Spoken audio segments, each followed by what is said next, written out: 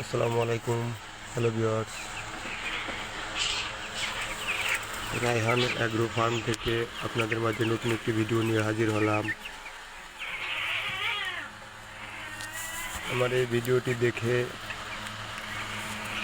অনেক কিছু শিখতে পারেন।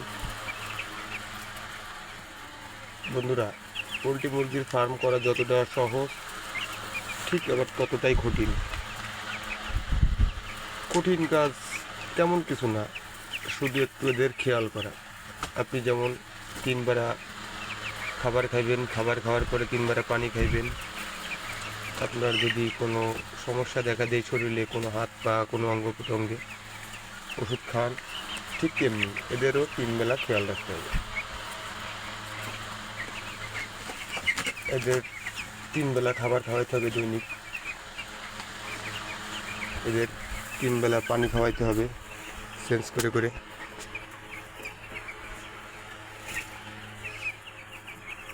এদের খাবারের পানির সাথে ওষুধ মিশিয়ে মিশিয়ে খাওয়াইবেন টাইম টু টাইম, যখন যেটা লাগবে প্রয়োজন, যখন যেটা সেটা।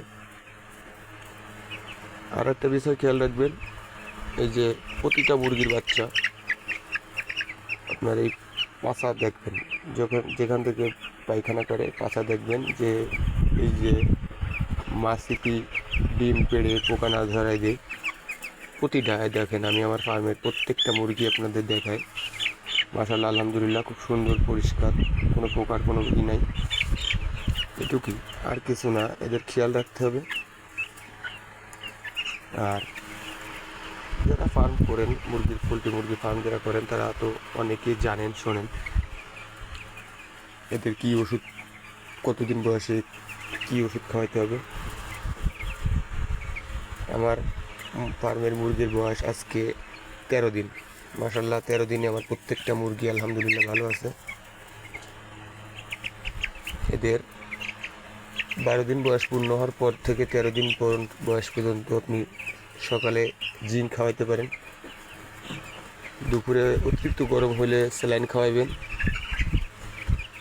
হ্যাঁ, রাত্রে পায়খানা দেখে, পায়খানা যদি চূড়া পায়খানা করে, নরম পায়খানা করে, তাহলে এদের র্যানামাইসিন খাওয়াই দিতে পারেন। প্রতি লিটার পানিতে 2 গ্রাম করে, 5 লিটারের পানি খাওয়াতে হলে 10 গ্রাম। মাশাআল্লাহ, এটুকুই, আর কিছু না। হ্যালো বন্ধুরা, আজকের আমার লাইভটি এই পর্যন্ত।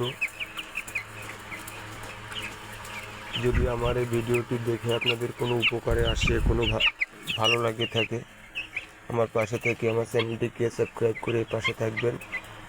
ধন্যবাদ সবাইকে। আসসালামু আলাইকুম।